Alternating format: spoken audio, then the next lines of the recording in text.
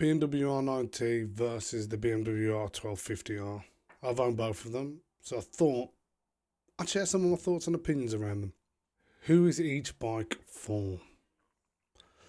For me, the R1250R is a do-it-all naked roadster bike that has no weakness that 99% of normal riders could ever need or want.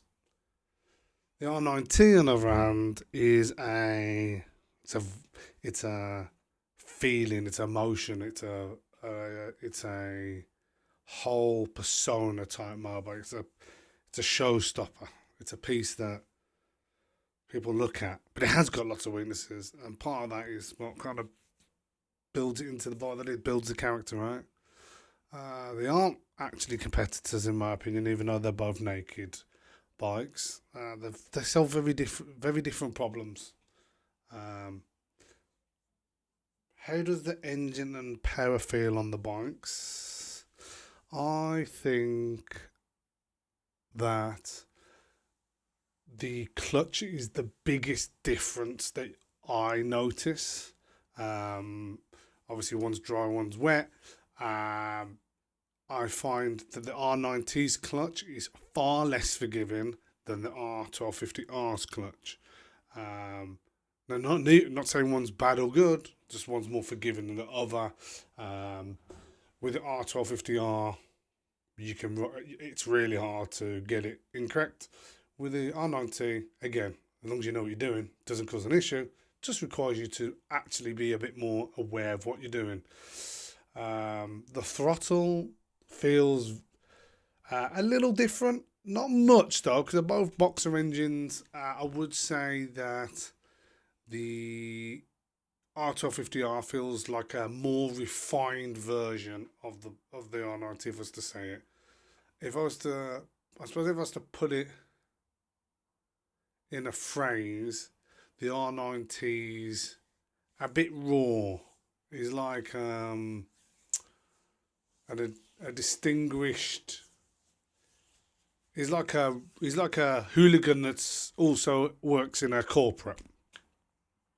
Whereas the R1250R is a bit more like the CEO, the owner of the business. A bit more refined, looking suave, don't look too nice. Can still swing it around with the little guys, but it's a really refined bike. The experience. So we'll talk about in city twisties and longer rides. In city, you know, relatively slow speeds, lots of turning, lots of clutch control, lots of slow speed riding.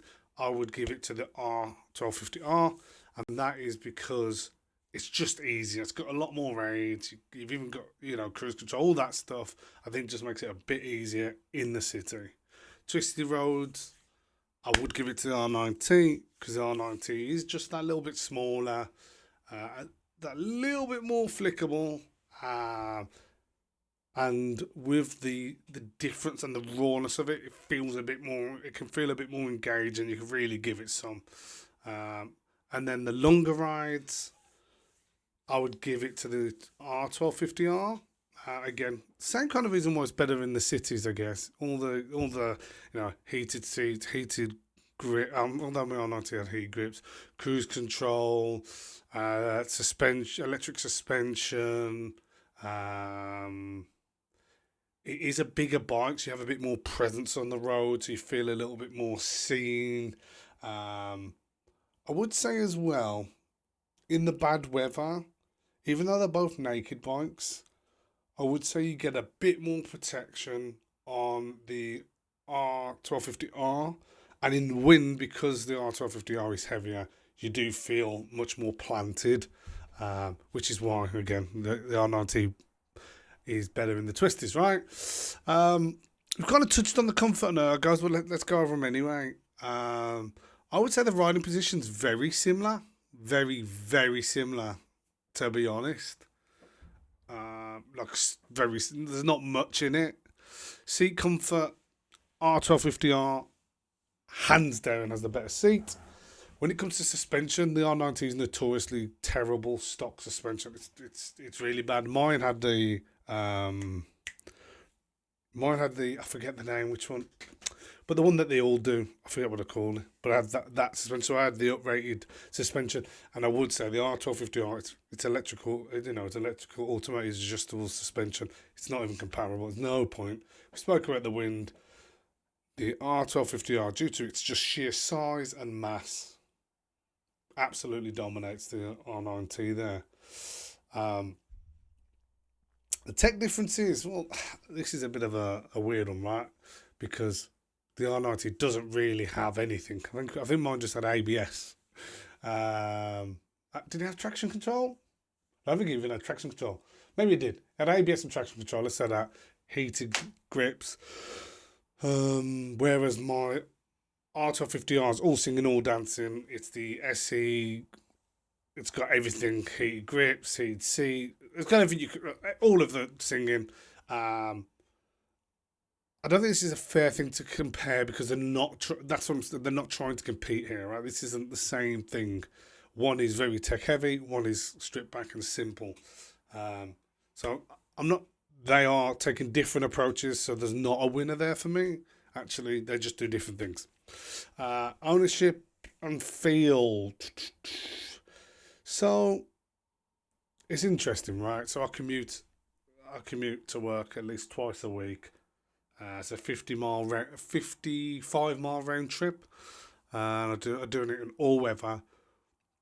And the R90 was absolutely fine. I had to carry stuff in a backpack. Luggage options are more limited, but it wasn't something I didn't enjoy. It wasn't a pain. It was just different. Now they've got the R1250R. We've got the BMW top box that just clicks on in less than 20 seconds. I'm just going to put all my stuff in there, and with the slight better weather protection, slight easier for the motorways and some of the town riding. I would say that every day-to-day kind of ownership, the R1250R feels perfect, feels special. It's amazing. I love the way it looks. I love the way it feels. I love the way it rides. I love the way it delivers the power. I think it's amazing. And it gets lots of comments. Lots of people will say, "Oh, nice bike, da da da da da," but not as many people who if they see the R90. People saw wherever I was with the R90, someone would always say, "Oh, that's a really good looking bike, man." Da da da da da. It felt special. It felt show-stopping. It felt eye-catching. Yeah. So my verdict on it all. If I'm picking with my head, I'm picking the R1250R. But if I was picking with my heart, I'd pick the R90. One is super practical, and does everything you could ever need. So if you can only have one bike, pick the R1250R. If you've got multiple bikes and you want a weekend fair weather bike, hands down the R90. It's just a bit more romantic, a bit more fun. It doesn't do any of the other stuff that it does, that the R1250R does. But the thing that it does, it destroys the R1250R at. I'll be really interested to hear your guys' thoughts in the comments. Let me know. If you had to pick between the two, which one would you pick? And if you've owned either or, share some of your stories down below. See you on the next one.